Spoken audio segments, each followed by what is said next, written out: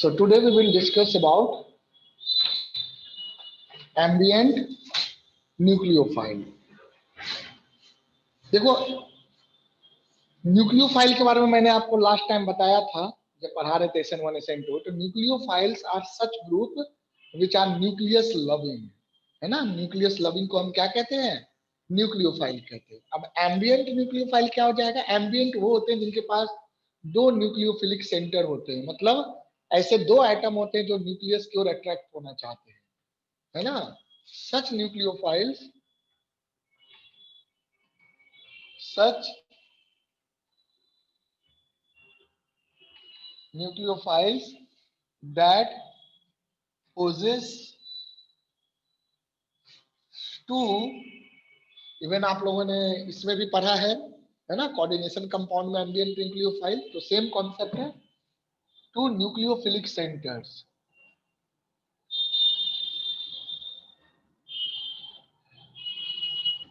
Okay, such nucleophiles that possess two nucleophilic centers are called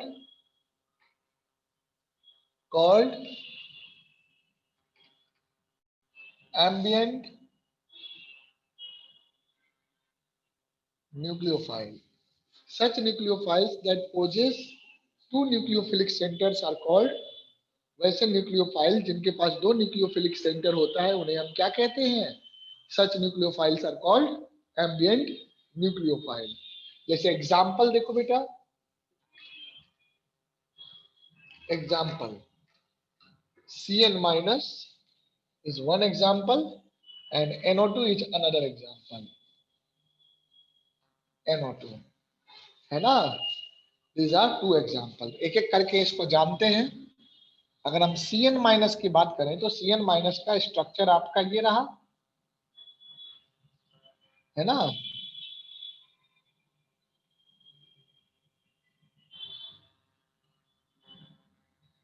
अब देखो, carbon carbon के पास भी लोन पेयर है, निगेटिव चार्ज एक्सेस में है, नाइट्रोजन के पास भी है, तो कार्बन से भी लिंक हो सकता है, नाइट्रोजन से भी लिंक हो सकता है ना। यानी कि अगर इस न्यूक्लियोफाइल की बात करें तो ये न्यूक्लियोफाइल कार्बन से भी अटैक कर सकता है और नाइट्रोजन के साइड से भी अटैक कर सकता है या लिंक हो सकता है, मान लो किसी कंपाउंड में। तो ये आपका कैसा है? This is ambient nucleophile. यानी कि एक देख लो, कार्बन एज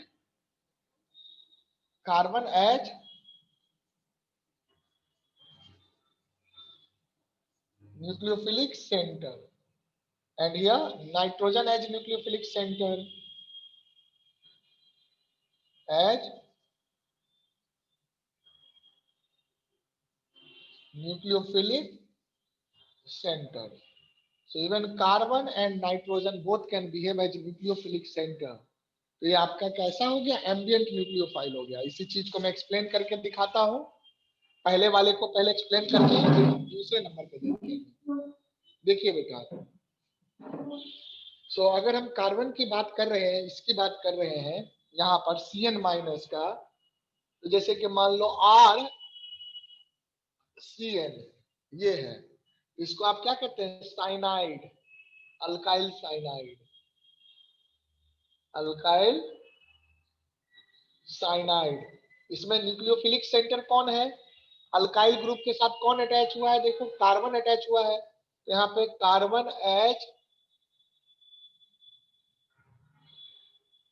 न्यूक्लियोफिलिक सेंटर। और दूसरा आपका है, पहला केस हो गया इसमें, और दूसरा हो गया RNC इस फॉर्म में।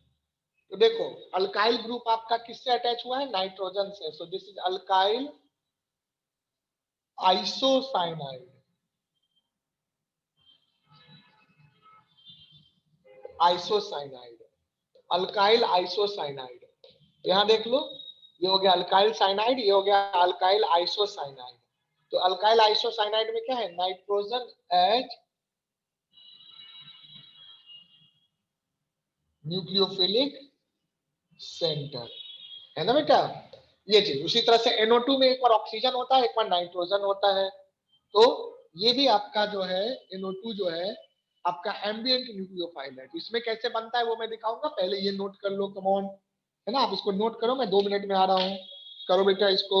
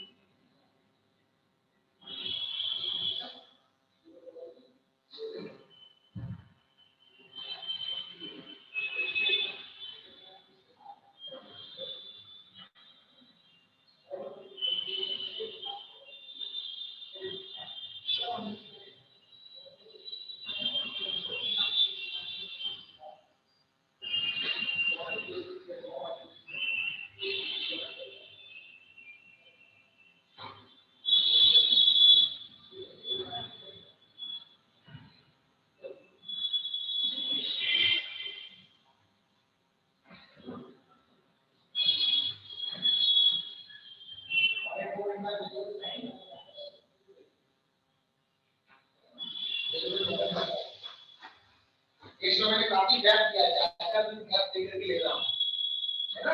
इसलिए पूरा एक बार लगाओ, आप सारे सब्जेक्ट को देखो।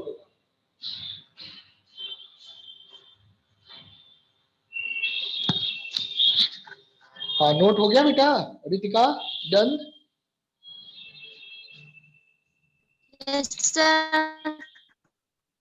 चलिए, और खूब छुट्टियां मना लिया आप लोगों ने?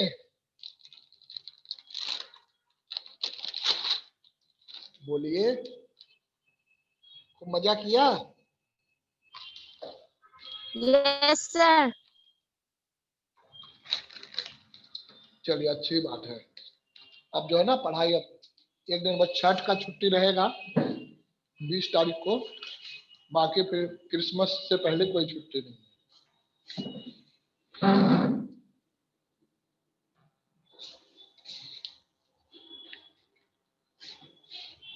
चलिए, नोट हो गया। अब इसको देखो, NO2।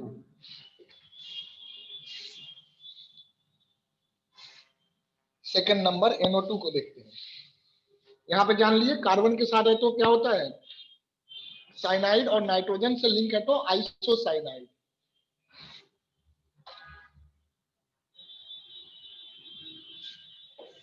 NO2 का देखो, NO2 is also ambient nucleophile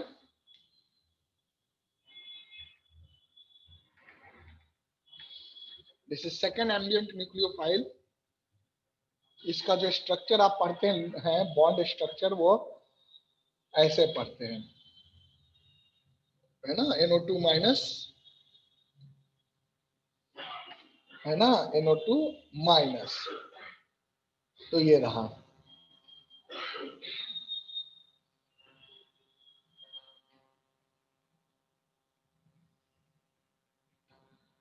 ध्यान दो, यहां पर आप क्या देखोगे कि एक तो ये ऑक्सीजन जो है, इसके पास भी एक्सेस ऑफ निगेटिव चार्ज है। तो जिसके पास ज्यादा निगेटिव चार्ज है वो क्या करता है, न्यूक्लियस लविंग होता है ना, मतलब निगेटिव चार्ज ज्यादा है तो वो पॉजिटिव चार्ज को जो है अपने पास बुलाना चाहेगा, है ना। तो nucleus, nucleus means positive charge. तो यहाँ पर एक तो ऑक्सीजन आपका हो सकता है as oxygen as nucleophilic centre, और यहाँ क्या हो जाएगा,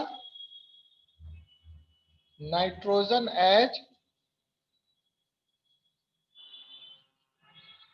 न्यूक्लियोफिलिक सेंटर। तो oxygen as nucleophilic centre and here nitrogen as nucleophilic centre. समझे? तो ये दोनों चीजें हो गई। अब देखो, ऑक्सीजन को हमने देखा as nucleophilic centre and nitrogen को भी देखा कि nitrogen can also behave as nucleophilic centre. तो यहाँ पे भी दो न्यूक्लियोफिलिक सेंटर हैं। So this is also ambient nucleophile. अब अगर मान लो कि कोई ग्रुप अगर नाइट्रोजन से जुड़ा हुआ है, ऐसा है ना, तो इस केस में इसको क्या कहेंगे, नाइट्रो कहते हैं। क्या कहते हैं, नाइट्रो। ये हो जाएगा नाइट्रो अल्केन, नाइट्रो अल्केन। ध्यान रखिएगा नाइट्रो और नाइट्राइट में क्या अंतर है। और अगर ऐसे RONO, अगर अल्काइल ग्रुप ऑक्सीजन से जुड़ा है, ऑक्सीजन से लिंक है, देखो यहाँ नाइट्रोजन से लिंक है, यहाँ ऑक्सीजन से लिंक है, तो this is alkyl nitrite, alkyl nitrite. समझा बेटा? चलो नोट कर लो इसको, कम ऑन डू दिस, है ना। सो this is also ambient nucleophile, इसको कर लो। SN2 लास्ट डे हमने पढ़ा था, आज हम लोग SN1 रिएक्शन के बारे में जानेंगे। कम ऑन, पहले एम्बिएंट न्यूक्लियोफाइल कंप्लीट कर लो।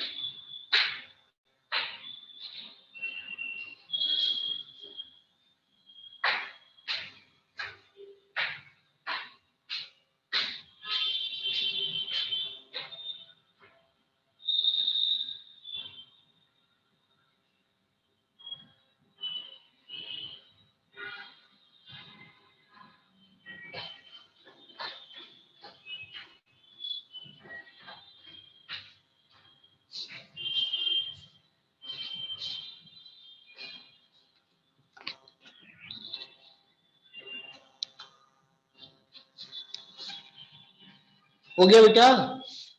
Use completed? Yes sir.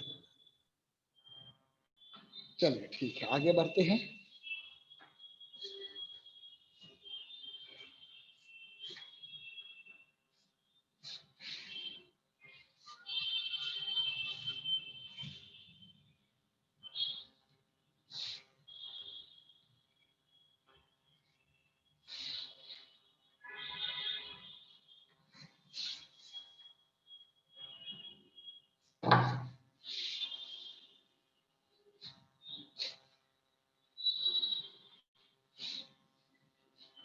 ध्यान दो,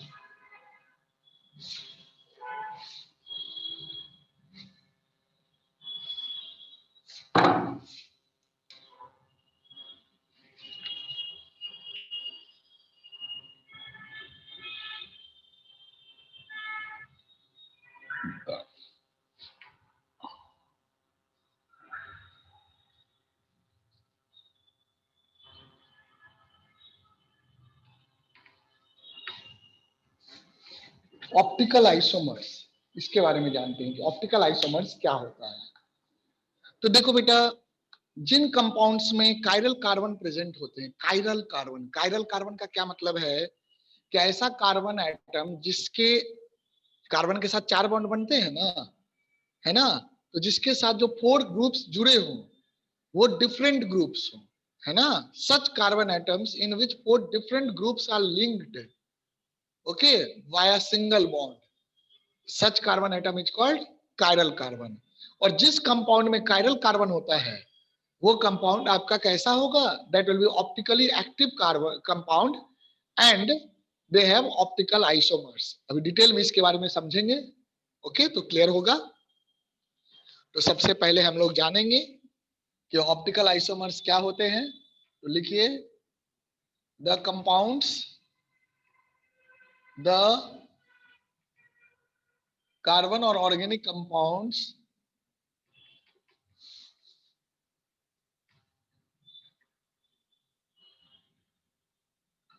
that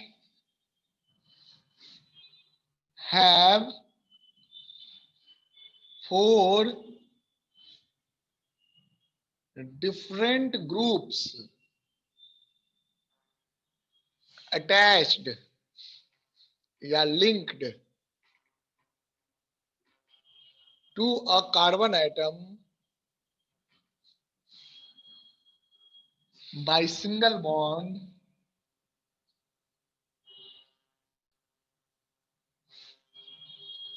is called, क्या कहलाएगा, is called optically active compound. Such compounds have optical isomers, है ना, which have different, मॉडल से समझाएंगे इसको, स्पेशियल, स्पेशियल मतलब स्पेस, है ना, orientation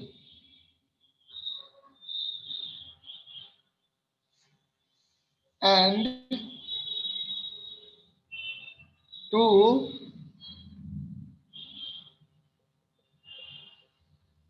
different optical isomers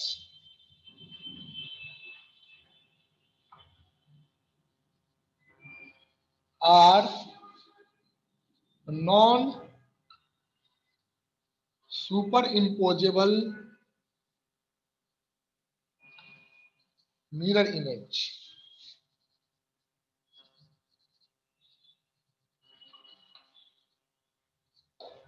They are non superimposable mirror images.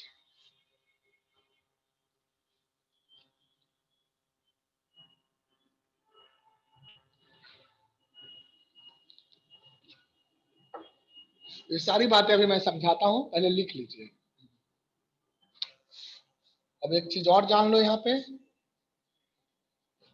The carbon to which 4 different groups are added. The carbon to which 4 different groups are added is called optically, chiral carbon. It's called chiral carbon. The compound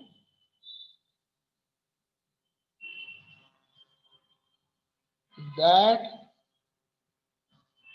has chiral carbon in it is an optically active compound.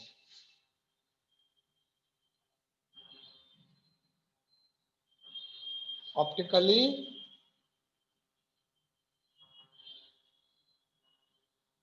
compound, and they show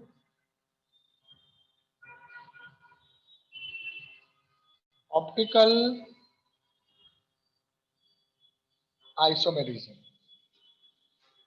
चलिए इतनी बातों को पहले note करो, फिर मैं समझाता हूं, है ना। कम ऑन बेटा, do it fast. Optical isomerism समझना बहुत जरूरी है, तभी आगे आप समझ पाएंगे, इसलिए नोट करिए इसको।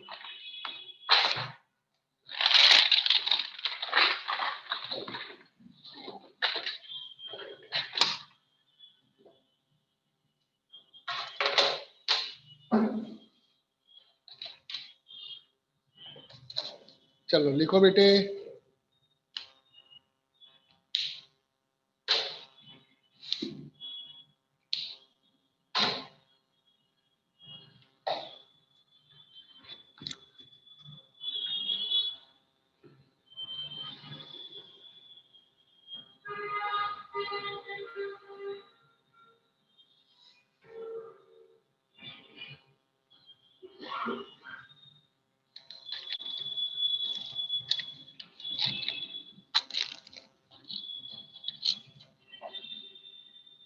नोट कर लिया है Piyush? No no sir, no sir. अच्छा अच्छा, करो करो करो, जल्दी से कर लो।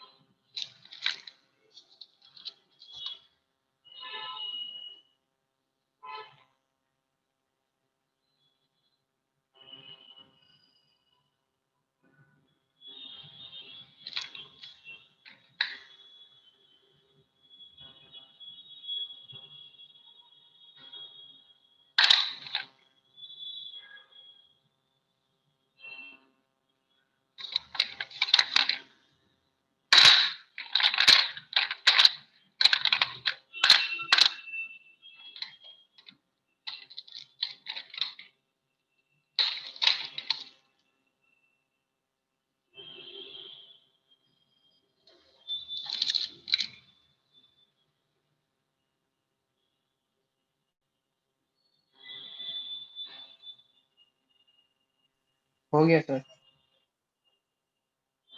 हो गया, चलो अच्छी बात है। रितिका आपने कर लिया बेटा? Yes, sir. अब जैसे देखो, ये मैं आपको मॉलिक्यूल दिखा रहा हूँ, कोई मॉलिक्यूल है, क्या नाम है, क्या बनाया मैंने, वैसा कुछ भी नहीं है, बस एज यूजुअल सोच लो कुछ भी है ना। मैं इस कार्बन की बात कर रहा हूँ, ये वाला जो कार्बन आपको दिख रहा है, okay, this one, lower one carbon. इस कार्बन से जो 4 ग्रुप जुड़े हुए हैं, वो क्या जुड़े हुए हैं देखो, है ना। एक ये जुड़ा हुआ है, एक ये येलो वाला जुड़ा हुआ है, एक ये हाइड्रोजन हो गया व्हाइट वाला, और एक ऊपर से बड़ा सा ये CH3 जैसा जुड़ा हुआ है ना। ये चीज है, या चलो इसको हटा के मैं कोई और कलर यूज कर देता हूँ, है ना, ताकि आपको थोड़ा डिफरेंट सा फील हो। चलो let me use this one, ऐसे रख लेते हैं, 4 अलग अलग हो गया ना। Okay, so 4 different groups are attached to this carbon.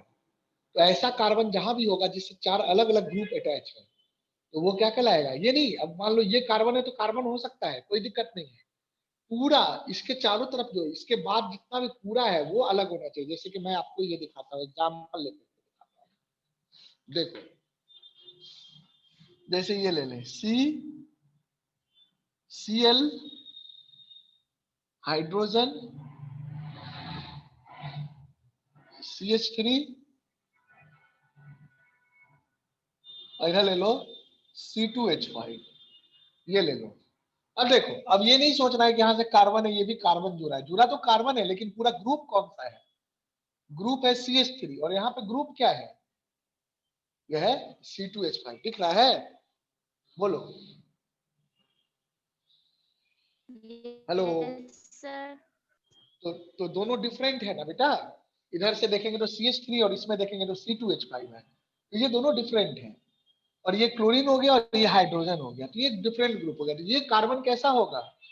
ये कार्बन आपका कायरल कार्बन होगा। अगर देखो तो क्या कौन सा कंपाउंड बनेगा? ये बनेगा 2 क्लोरो ब्यूटेन, 2 क्लोरो ब्यूटेन बनेगा, 1 2 3 4, 2 chloro butane. So 2-chlorobutane is basically an optically active compound because it possesses chiral carbon in it, है ना? मैं चाहूँ तो 2-chlorobutane बना करके आपको ऐसे दिखा सकता हूँ, लेकिन फिर वो स्ट्रक्चर बड़ा कॉम्प्लिकेटेड हो जाएगा।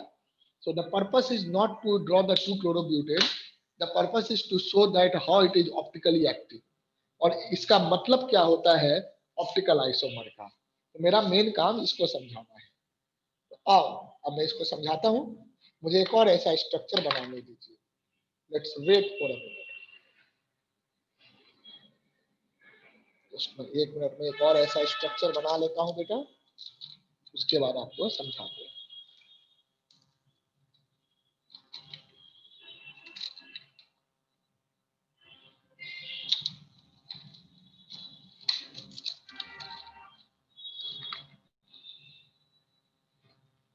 Yeah, my structure is going to get ready now.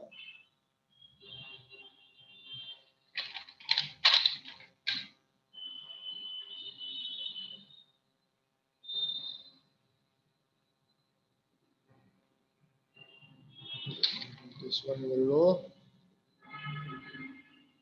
and one this green one.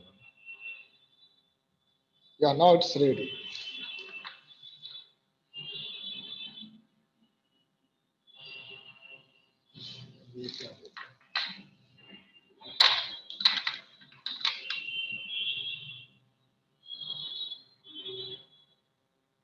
Yeah.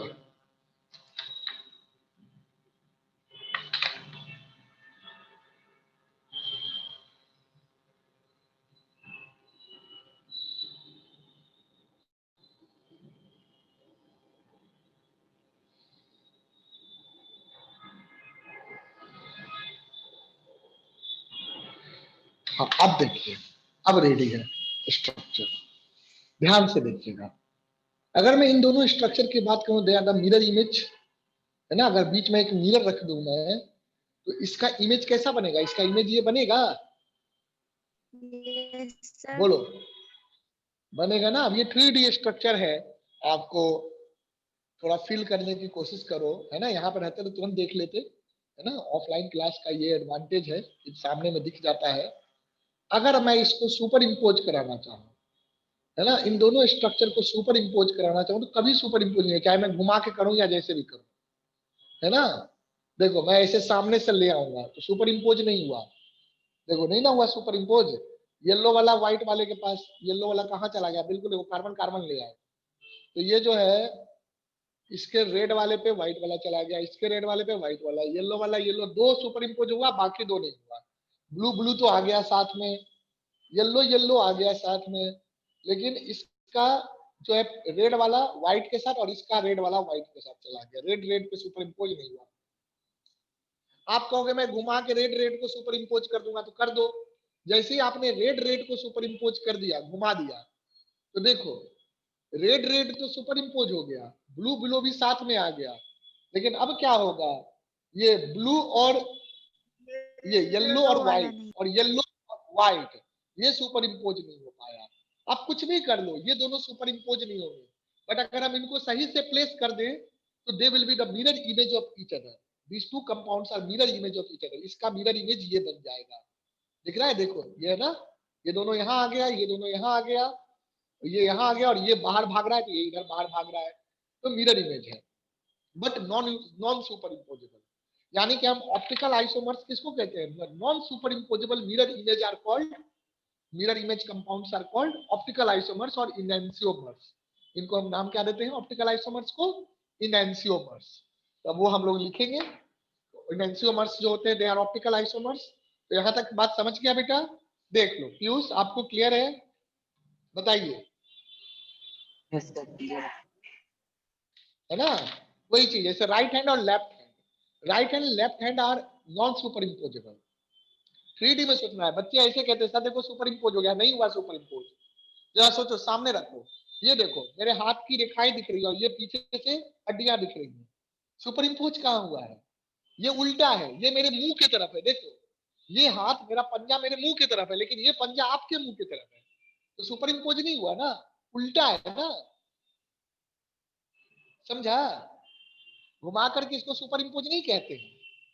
Super impose तब होता जब आपका ये पंजा भी इधर होता है, ये भी पंजा इधर होता है, और दोनों हाथ ये दोनों बिल्कुल सारे फिंगर एक जगह हो जाते हैं, अंगूठा भी अंगूठे पे आ जाता है, तब सुपर इम्पोज होता है। समझा इस बात को? बोलो। Yes sir. Yes sir. यानी कि हमारे दोनों हाथ भी non superimposable mirror image है, कायरल है। कायरल है यानी कि they are enantiomers, like enantiomers in terms of organic compound. है ना बेटा? चलो यहां तक आपने नोट कर लिया है।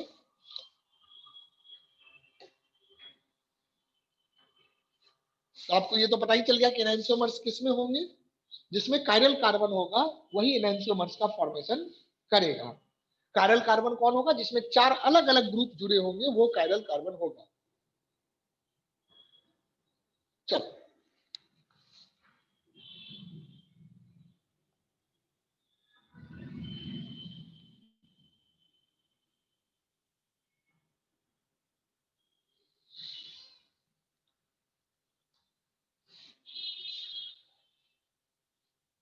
देखो बेटा,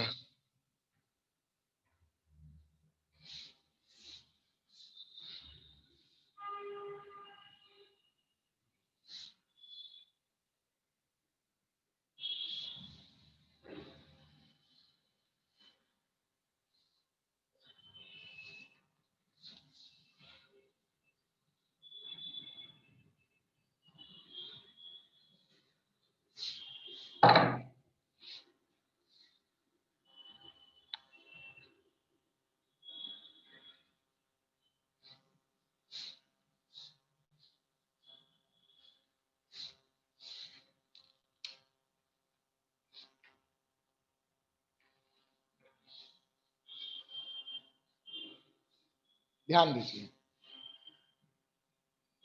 हम लोग लिख रहे हैं एनांसियोमर्स क्या होते हैं?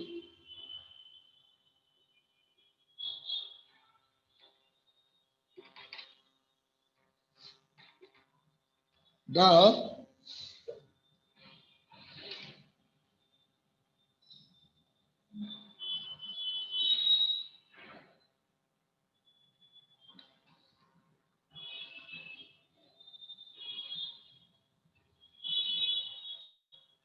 compounds which are non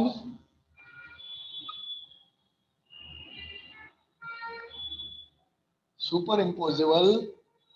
sir हाँ बोलो बेटा। आपकी आवाज नहीं आ रही सर। मैं रिकनेक्ट करता हूँ, रुक जाओ।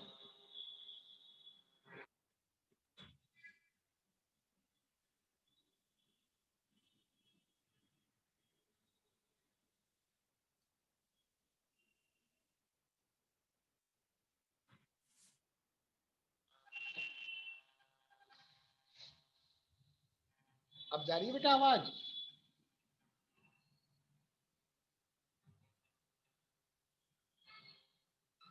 द कंपाउंड्स, रितिका आवाज जा रही है?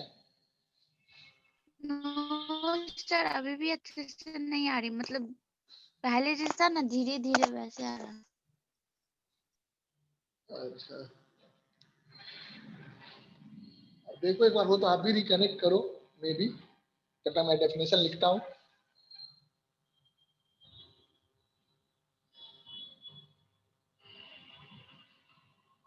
The compounds which are non superimposable mirror image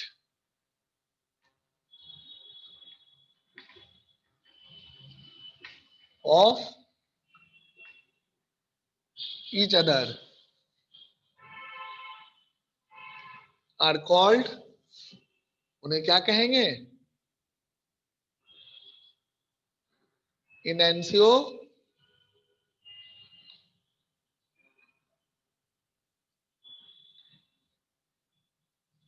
मर्स और ऑप्टिकल आइसोमर्स और ऑप्टिकल आइसोमर्स, है ना? सच कंपाउंड्स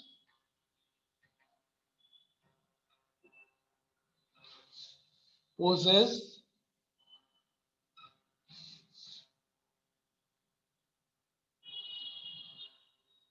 chiral कार्बन, है ना, और you can say chiral centers in them.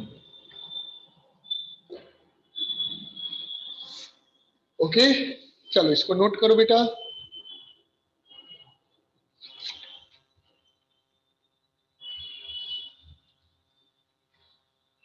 अब इन दोनों कंपाउंड का क्या होता है कैरेक्टरिस्टिक्स, ये मैं बताता हूं, पहले नोट कर लीजिए इसको।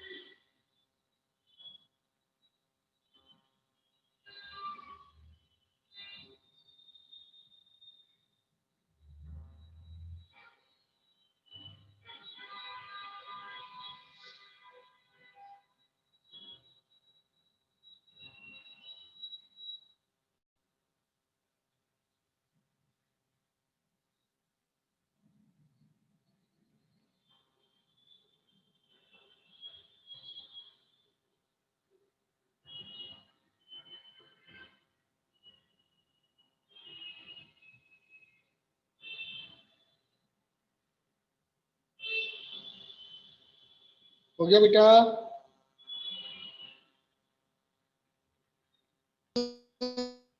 सर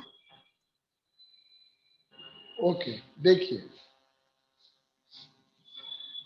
कायरल कंपाउंड की स्पेशलिटी क्या होती है, जैसे कि मान लो ये कायरल कंपाउंड है, ये दोनों कायरल कार्बन है, इसमें तो कायरल कंपाउंड है, इनैंसियोमर्स है। तो जब इनैंसियोमर्स, मान लो एक ऐसा हम ले लें, सैंपल ले लें, मान लो एक किसी कंटेनर में हमने एक ऐसा सैंपल लिया जिसमें ये वाला इनैंसियोमर पाया जाता है, और दूसरा वाला ये लिया जिसमें ये पाया जाता है ना, दोनों देखो, दोनों में बॉन्ड लिंकिंग एक जैसा, इनैंसियोमर से सेम बॉन्ड लिंकिंग। कार्बन में जैसे इसके साथ बॉन्ड बना, इसके साथ बना, इसके साथ बना, इसके साथ, यहाँ भी देख लो, ये वाला, ये वाला, ये वाला और ये वाला, ये चारों बॉन्ड लिंकिंग एक जैसे हैं, बॉन्ड लिंकिंग में कोई डिफरेंस नहीं है। तो अगर बॉन्ड लिंकिंग में डिफरेंस नहीं है तो फिर डिफरेंस किस बात का है ना? What is the difference between these two? What is the difference? तो डिफरेंस सिर्फ इस बात का होता है कि जब आप लाइट पास कराएंगे, अगर इसका पूरा एक सैंपल ले लें, सैंपल मतलब कि एक कंटेनर में या एक ट्यूब में आप सिर्फ इसी वाले इनैंसियोमर को ले लें जिसमें ऐसा ओरिएंटेशन है स्पेस में, दूसरे ट्यूब में सिर्फ ये वाला ले लें, तो जब आप इन दोनों से लाइट पास कराएंगे तो क्या होगा? ये वाला इनैंसियोमर लाइट को अगर क्लॉकवाइज घुमाएगा तो ये एंटी क्लॉकवाइज घुमाएगा। तो क्लॉकवाइज वाले को हम डेक्स्ट्रो कहते हैं और एंटी क्लॉकवाइज घुमाने वाले को क्या कहते हैं? लीवो रोटेटरी कहते हैं। Dextrorotatory and laevorotatory, ये टर्म आपको ध्यान रखना होगा। तो मैं आपको पहले यहाँ पे दो बातें लिखाऊंगा इनैंसियोमर के बारे में, दो पॉइंट आपको नोट कराऊंगा जो कि मेजर इंपॉर्टेंट पॉइंट है, ध्यान देना बेटा, है ना? देखो पहला पॉइंट है ना, the two non superimposable, है ना, mirror image इनैंसियोमर्स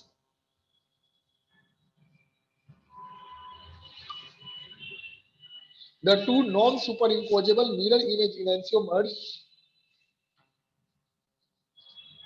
are the two non-superimposable mirror image enantiomers are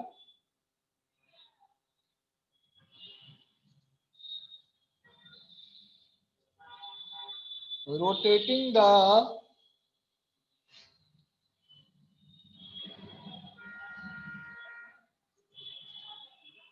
plane of, अब ये पोलराइज्ड लाइट क्या होता है ना, ये आपको ऑप्टिक्स में पढ़ होगे, वैसे पोलराइजेशन हटा दिया है आपके सिलेबस से, फिर भी मैं थोड़ा बहुत क्योंकि यहाँ पे काम आता है तो मैं थोड़ा बहुत समझाऊंगा आपको, एक क्लास में समझाऊंगा, है ना। ऑप्टिक्स से आपका हटा दिया है बट स्टिल मैं थोड़ा एक क्लास समझाऊंगा पोलराइजेशन के बारे में। The two non superimposable mirror image enantiomers are rotating the plane of polarized light, है ना, जो कि हटा दिया है, तो अब आपको ये याद ही करना पड़ेगा, है ना, और इसका मीनिंग मैं आपको फिजिक्स में समझा दूंगा फिर भी। Rotating the plane of polarised light in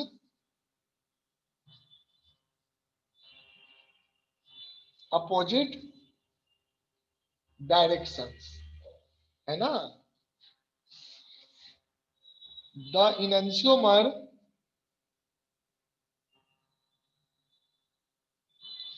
that rotates the polarized light in clockwise direction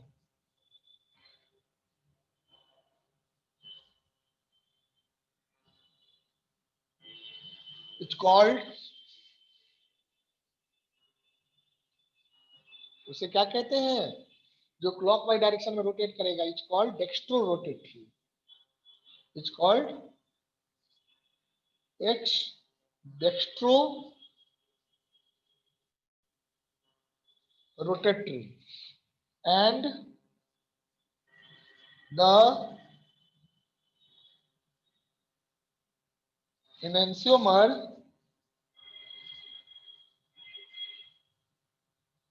rotates the plane of polarized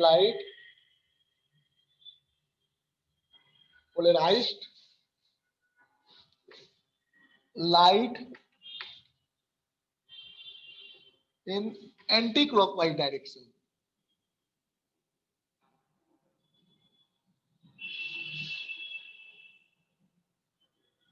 It's called levorotatory.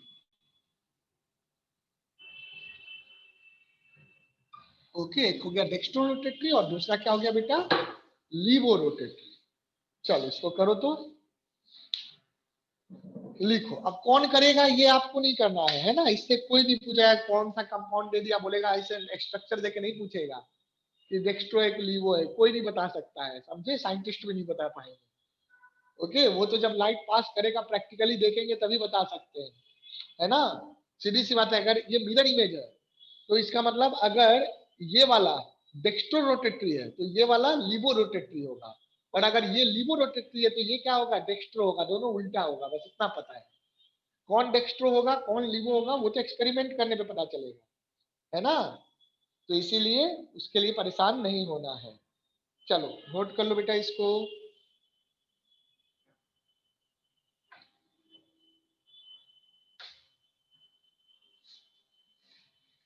Come on do it,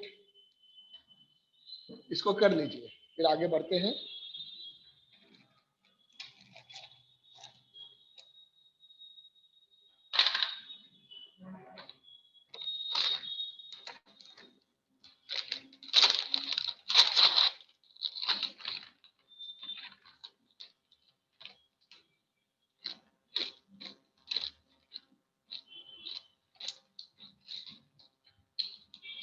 हो गया बेटा,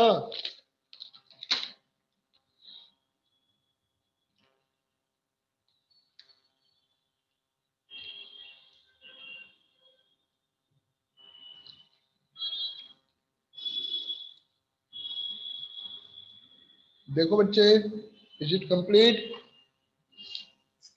Yes.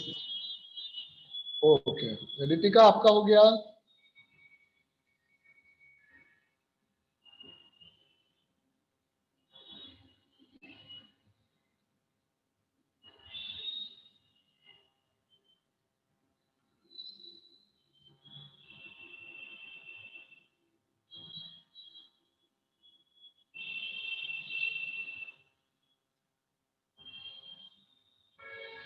हो गया बेटा रितिका? ओके रितिका।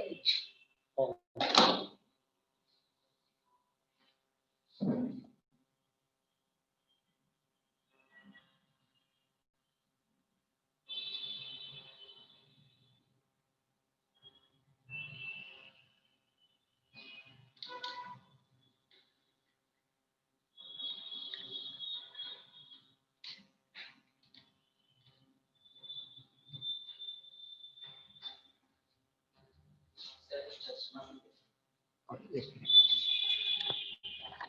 बोलो। चश्मा कहाँ पर? ऑर्डर कर दीजिए। एडवांस करोगे तो क्या है? ओके, पावर पावर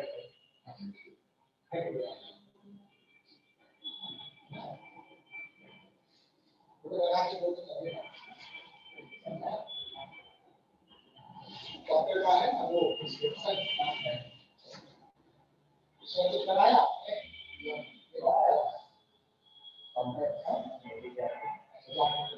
इसको क्या पास नहीं आ गया? अच्छा याद करो तो ना सभी कुछ काम है मेरे पास, मुझे टाइम मिलेगा 10 मिनट बता देंगे।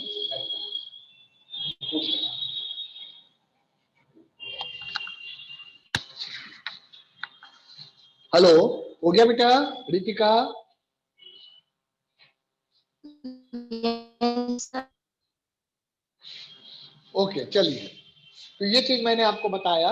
जैसे कि क्या है, प्लेन ऑफ पोलराइज्ड लाइट जो होता है ना, उसका इलेक्ट्रिक या मैग्नेटिक फील्ड एक ही डायरेक्शन में ऑक्सीलेट करेगा। ऑब्वियसली बात है, इलेक्ट्रिक और मैग्नेटिक परपेंडिकुलर होते हैं।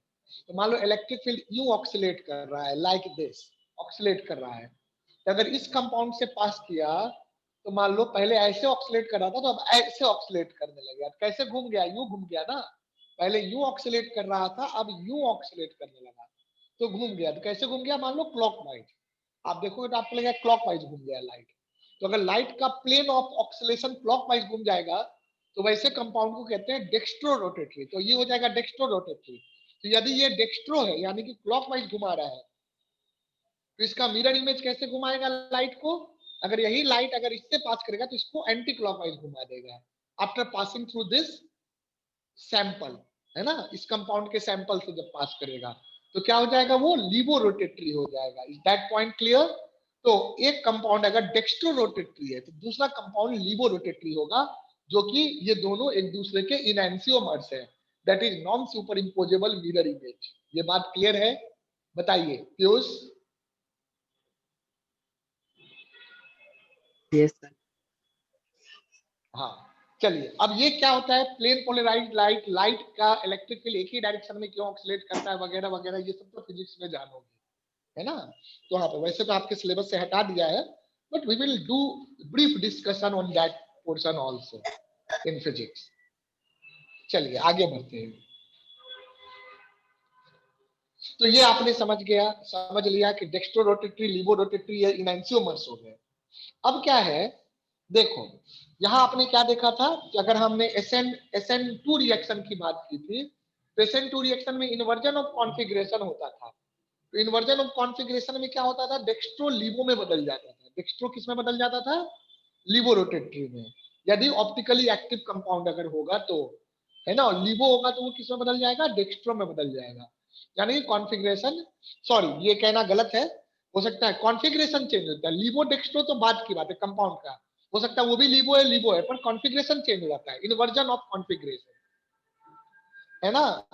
तो डेक्स्ट्रो और लीवो ना कहें तो ज्यादा बेटर है। मान लो कि ऐसा कंपाउंड है, तो अगर इधर से जाके अटैक किया तो ये लिविंग ग्रुप है, छूट जाएगा, और इधर से एक जुड़ जाएगा, और ये तीनों कंपाउंड क्या होंगे? ये तीनों बॉन्ड ऐसे मुड़ जाएंगे, है ना।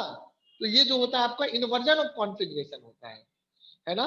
Inversion of configuration. अब इन्वर्जन ऑफ कॉन्फ़िगरेशन से क्या हो जाएगा कि बिल्कुल उल्टा कंपाउंड बन करके फॉर्मेशन होकर के सामने आएगा, है ना। बट ये हम नहीं कह सकते कि पहले वाला डेक्स्ट्रो था तो अगला लिबो होगा, क्योंकि वो सेम कंपाउंड नहीं, कंपाउंड ही बदल गया है। तो कंपाउंड बदल जाने से हमारा, हम उसको एग्जैक्ट नहीं बोल सकते कि डेक्स्ट्रो से लिबो हो गया, बट इन्वर्जन ऑफ कॉन्फ़िगरेशन हो गया है। एक ही कंपाउंड में अगर कॉन्फ़िगरेशन बदल जाए तो हम उसको क्या कहेंगे, डेक्स्ट्रो से लिबो हो गया है ना बेटा। ये चीज ध्यान रखना है। अब यहां देखो, ध्यान दो,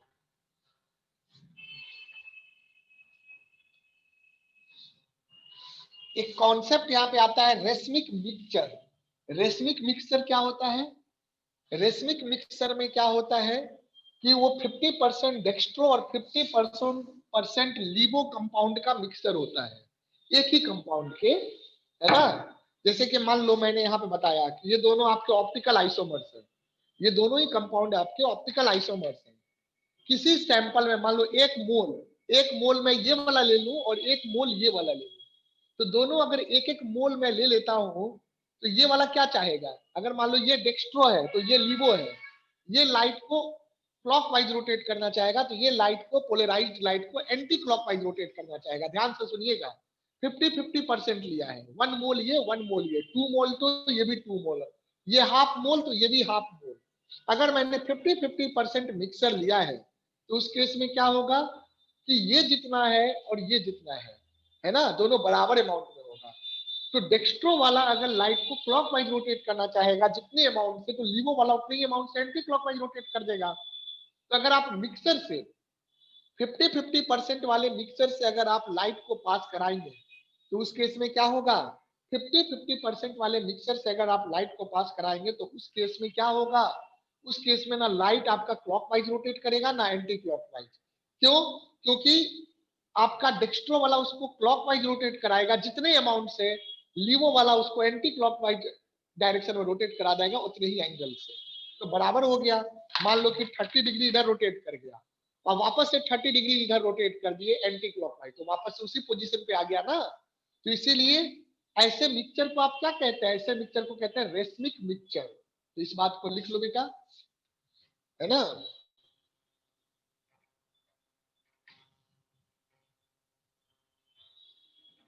रेसमिक मिक्सचर, है ना। और mixture of to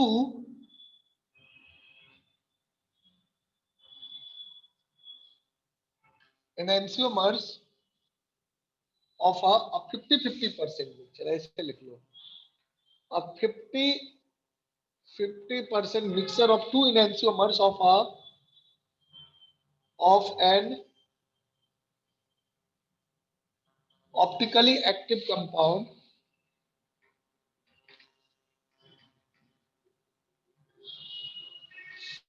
is called racemic mixture. A racemic mixture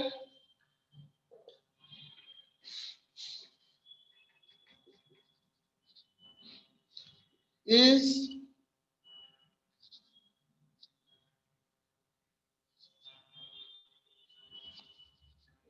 neither rotating the light in clockwise direction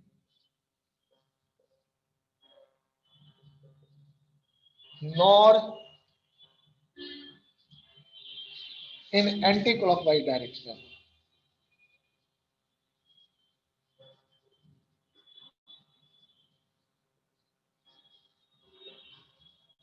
racemic picture ना क्लॉकवाइज डायरेक्शन में रोटेट करता है ना एंटी क्लॉकवाइज में। क्यों? क्योंकि जितना वो क्लॉक में करेगा उतना ही एंटी क्लॉक में कर देगा। तो क्या होगा, वापस से उसी पोजीशन पे आ जाएगा लाइट का प्लेन, है ना, प्लेन ऑफ रोटेटिंग लाइट। तो उस केस में क्या होगा, आपको लगेगा कि कुछ भी रोटेशन नहीं हुआ है। Is that clear? तो इसीलिए आप उसको क्या कहते हैं, वैसे मिक्सचर का नाम क्या होता है, रेशमिक मिक्सचर होता है। ओके, और एक टर्म और यहाँ पे आता है जिसको हम कहते हैं रेसेमाइजेशन। रेसेमाइजेशन क्या है? The process of obtaining the racemic mixture of an enantiomer is called racemisation, है ना, वो चीज है। तो लिख लो वो भी।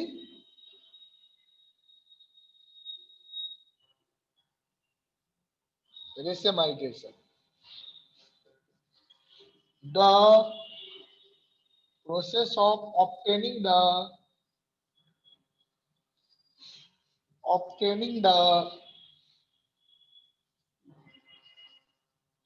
racemic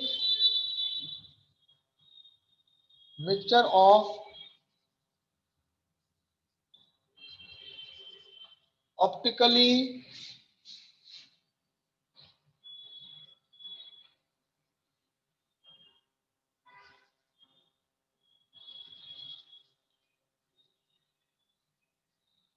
is called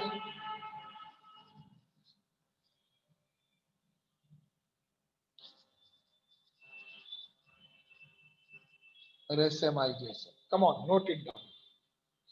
अब ये सारे जो टर्म है ना, ऑल दिस टर्म्स, ये सारे के सारे टर्म्स आपको यूज होंगे, है ना।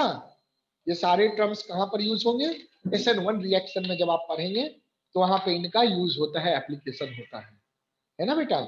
तो चलिए इसको पहले नोट कर लीजिए यहाँ तक। Come on, do it up to here, यहाँ तक करो। फिर हम लोग SN1 रिएक्शन का एक ब्रीफ इंट्रोडक्शन देखते हैं अभी।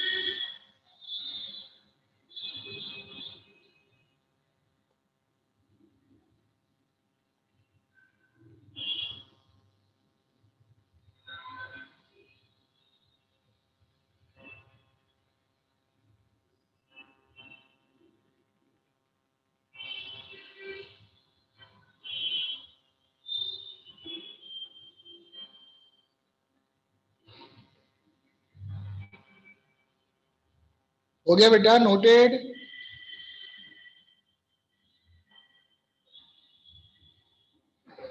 यस सर, हेलो, हो गया। चलो ठीक है, अब आगे देखो।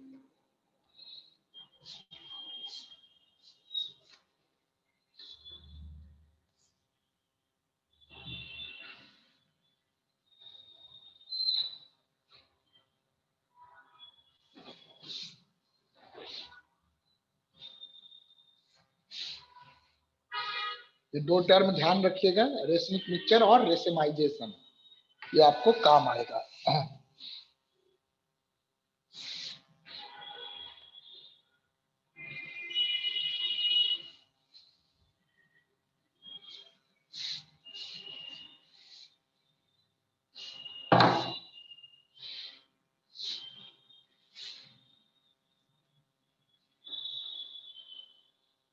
देखो समझो बेटे,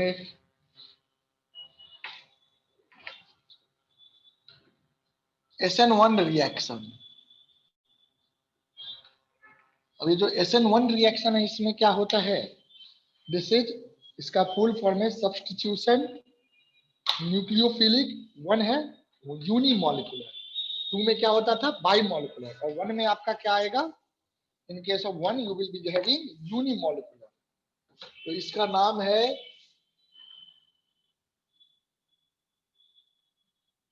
substitution nucleophilic unimolecular reaction. Substitution nucleophilic unimolecular, इसका मतलब हुआ कि इस रिएक्शन का जो ऑर्डर है, रेट ऑफ रिएक्शन है, वो सिर्फ एक ही मॉलिक्यूल के ऊपर डिपेंड करेगा, दोनों रिएक्टेंट के ऊपर डिपेंड नहीं करेगा, एक ही रिएक्टेंट के कंसंट्रेशन पे डिपेंड करेगा। तो यूनिमोलिकुलर का मतलब हुआ एक मॉलिक्यूल के कंसंट्रेशन पे डिपेंड करेगा। तो लिख लीजिए the rate of this reaction only depends on the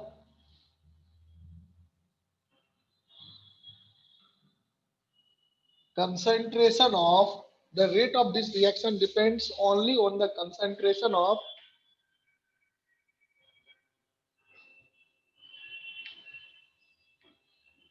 alkyl halide and not on the concentration of nucleophile. Hence, it is called unimolecular. It is called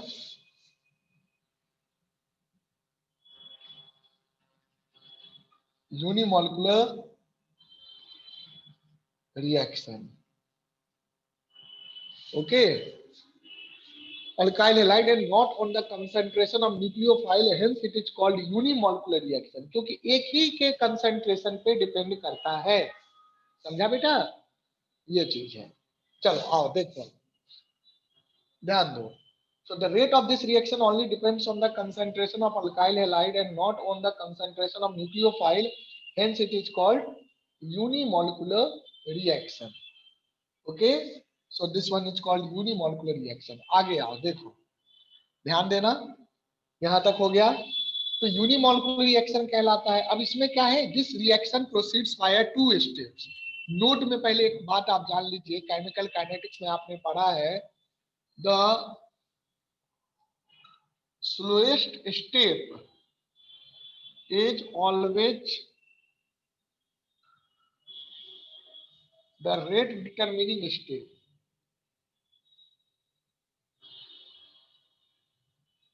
determining step. So this one you have studied in chemical kinetics.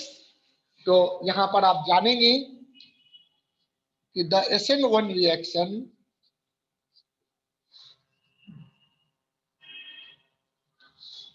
occurs in two steps. अब ये दो steps कौन कौन से हैं मेरे बेटे? पहला स्टेप है ना, formation of carbocation,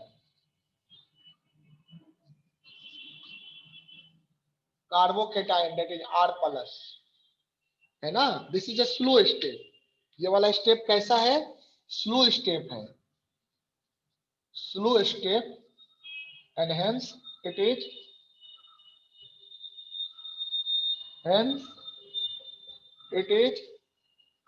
rate determining.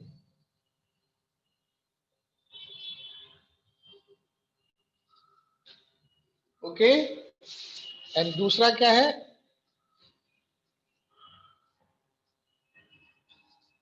Attack by nucleophile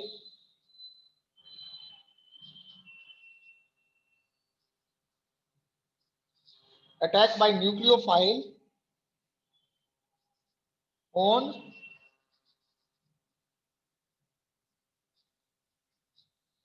carbocation, है ना। न्यूक्लियोफाइल कैसा है? न्यूक्लियस लविंग है, इलेक्ट्रॉन रिच स्पीसीज है, और कार्बोकेटायन केटायन है, दैट इज पॉजिटिवली चार्ज्ड है। तो न्यूक्लियोफाइल क्या करेगा? वो अटैक करेगा कार्बोकेटाइन पे। This step is fast, this is fast step, fast step. और इसके ऊपर rate of reaction does not depend on this step, rate of reaction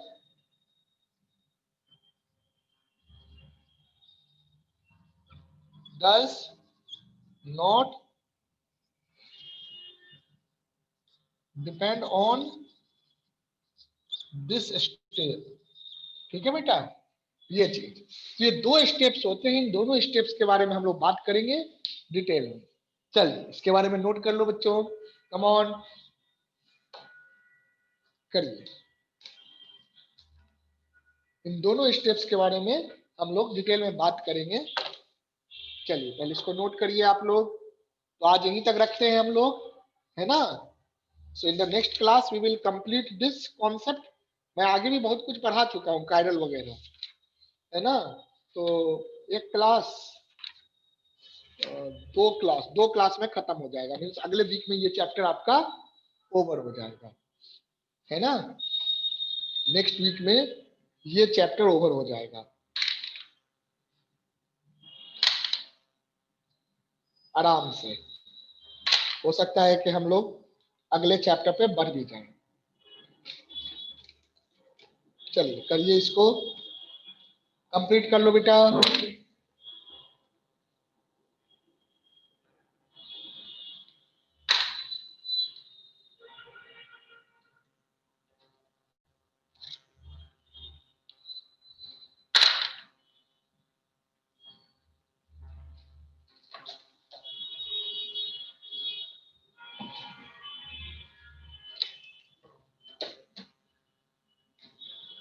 हो गया पीयूष?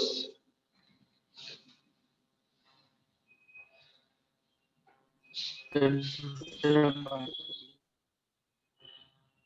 लो नोट कर लो।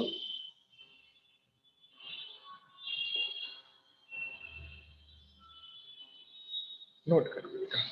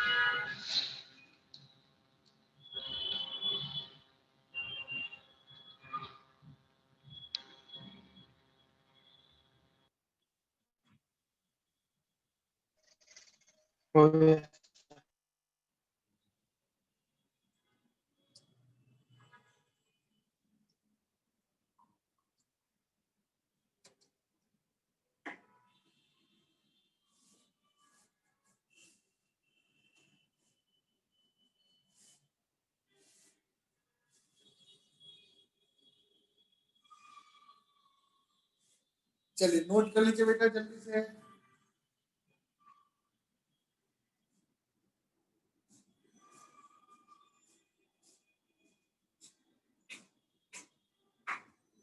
हो गया सर।